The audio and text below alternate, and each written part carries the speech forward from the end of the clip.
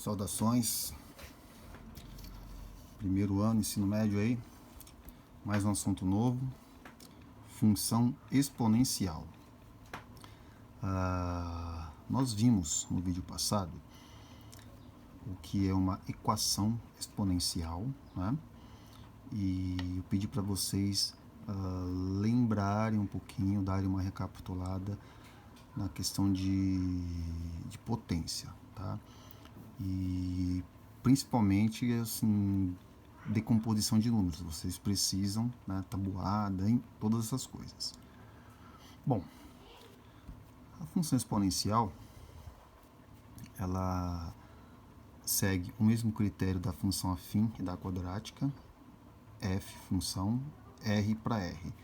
R para r significa o seguinte: eu estou partindo do conjunto dos números reais e meu resultado também será um número dentro do conjunto dos números reais.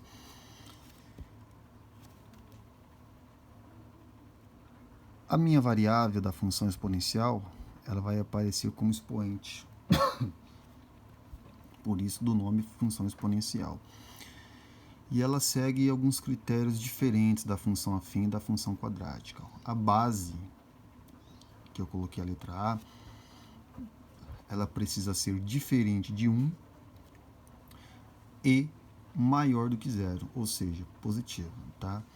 Então, por exemplo, aqui a base 2, beleza.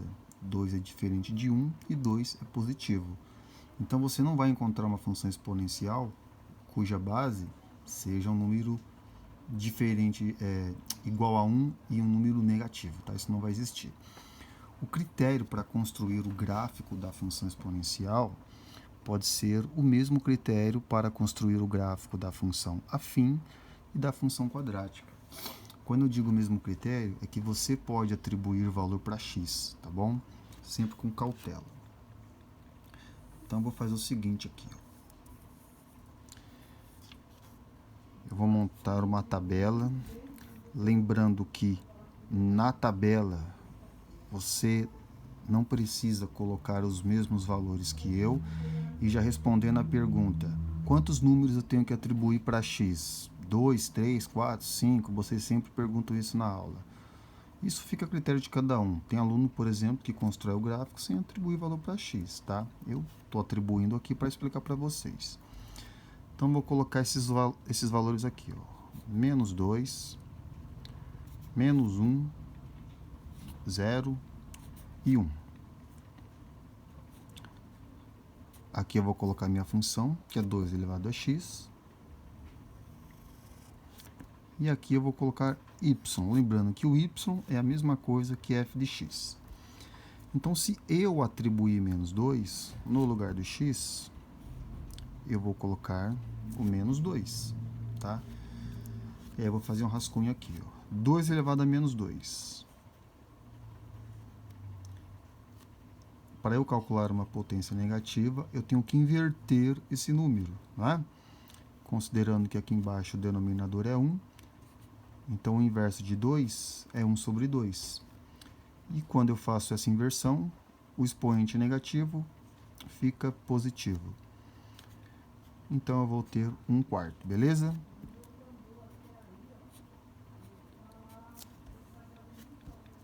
Então a minha resposta é 1/4.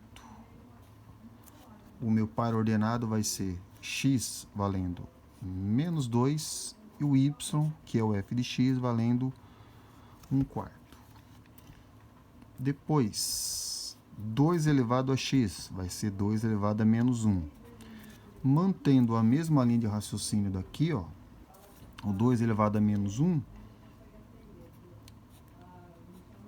vai ser meio. Então, eu vou ter menos 1 e meio.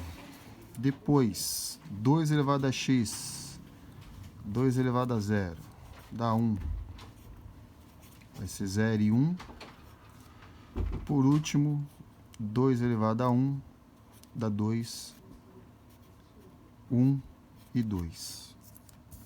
Eu vou montar o gráfico.